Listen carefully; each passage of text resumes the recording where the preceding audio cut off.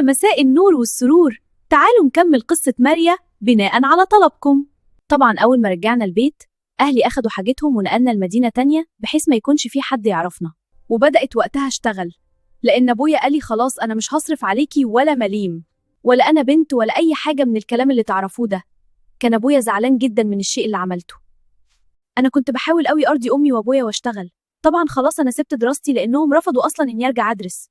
كنت زي اللي ممسوحة من البيت، محدش كان بيسمعني. كنت بروح الشغل وارجع البيت ومع كده ما كنتش بسلم من الضرب ولا الشتيمة والإهانات والسب، بس على الأقل كنت بقول أنا مع إخواتي هحميهم. إني كنت بخاف عليهم جدا وباخد بالي منهم، وكانوا دايما بيقولوا أنتي أمنا التانية. ففضلنا على الوضع ده لحد ما بقى عندي 18 سنة وبقيت مسؤولة عن نفسي قانونيا. ووقتها كنت أقدر أخرج من البيت واستقل قانونيا. يا جماعة ما تنسوش تشتركوا في قناتي على اليوتيوب. بس للأمانة ما كنتش ده تفكيري إني أخرج واستقل، كنت عايزة أقعد مع أهلي، فالحياة كانت ماشية يوم حلو ويوم لأ. صحيح المعاملة اللي مش كويسة والوحشة خفت، بس لسه موجودة. يعني في الآخر أنا مش زي إخواتي التانيين. طبعا لما كنت بشتغل أمي وأبويا كانوا بياخدوا مرتبي ويقولوا لي ده عشان تقدري تقعدي في البيت. فبدأت أطالب بشوية فلوس تعبي دي، يعني بالعربي كنت بطلب مصروف عشان أقدر أشتري الحاجات اللي في نفسي. فلما بدأت أطالب بمصروف زي إخواتي حصلت مشكلة طويلة عريضة، مشكلة كبيرة قوي وطردوني من البيت. اضطريت اني اخرج من البيت لانهم قالوها في وشي انهم ما بقوش عايزيني، وقالوا انت كبيره دلوقتي وتقدري تستقلي بحياتك. كانت فتره صعبه جدا عليا اني اقعد اسس نفسي من الصفر، ما عنديش ولا حاجه، لدرجه انه قعدت ايام نمت في الشارع. بقيت مشرده، وبعدها الحمد لله ربنا مش بينسى حد، لقيت شغل ولقيت بيت صغير وعشت حياتي. وما كنش في اي تواصل مع اهلي لانهم عملوا لي بلوك من كل حته. حتى اخواتي اضطروا انهم يعملوا لي بلوك، مع انهم ساعات بيفكوا البلوك ويتكلموا معايا وبعدين كل واحد فينا يمسح المحادثه.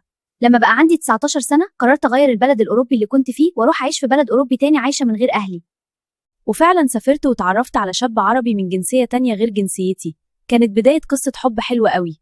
اضطريت إني أكذب أو يعتبر إنه أحسن حل. قلت له أنا كنت بحب واحد وغلطت معاه، وقلت له لو عايز تكمل معايا كمل، مش عايز الله يوفقك. وبعد تفكير أسبوعين وافق إننا نكمل مع بعض لأنه شاف إني وقتها ما كنتش بتاعت خروجات وفسح. للأمانة أنا كذبت أو اضطريت أكذب لأني كنت بكسف أقول إن اللي عمل فيا كده عمي. حبينا بعض وعلاقتنا كان فيها احترام جدا، وقرروا أهله إننا نتجوز ويكونوا أهله زي أهلي، وكل حاجة كانت تمام. مع إن في حد من أهله ما كانوش موافقين على الجوازة دي بحكم إنهم كانوا بيعتبروني يتيمة لأني ما كنتش بتكلم عن أهلي قدامهم وما يعرفوش اللي حصل معايا. الوحيد اللي كان عارف أو اللي أنا قلت عليه الكذبة دي هو جوزي بس، وقلت له قول لأهلك لو سألوك عن أهلي قول لهم أي حاجة، قول ماتوا، قول اللي أنت عايزه، بس ما تقولش إنهم رموني، مش حلوة في حقي. اتجوزنا وكنا مستقرين في حياتنا وكل حاجة كانت تمام، مع إني قلت لكم أنا ما كنتش شخص أتعرف عليه في حياتي. عمري ما حبيت، فمرات كنت بحس اني مبسوطه قوي ومرات لا، بحكم انه اكبر مني ب9 سنين. هو كان طيب وحنون. الفرق التفكير بينا ابدا ما كانش بسيط. كان في بينا مشاكل مع انها كانت بسيطه بس كانت متكرره. بحكم ان شخصيتي كانت ضعيفه جدا جدا جدا ما كنتش بقدر ارد او اقدر اقول لا غلط او ميصحش، فخلاص اي حاجه يقولها اقول تمام اوكي ماشي. وقعدنا 9 سنين وخلفنا طفلين.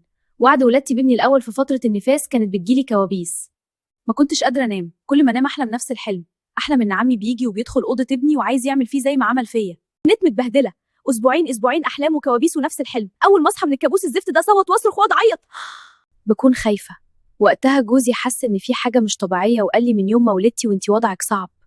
وقتها ما قدرتش اخبي اكتر، قلت له الحقيقه، قلت له اللي حصل وازاي عمي اعتدى عليا. يوم ما حكيت الحكايه لجوزي قعد يعيط ومعاملته اتغيرت للاحسن وبقى حنين اكتر واكتر. هو اصلا من الاول حنين. وقتها عرف اني لا كنت بحب ولا غلطت مع حد، وان عمي الواطي هو اللي اعتدى عليا وبسببه انا سبت البيت.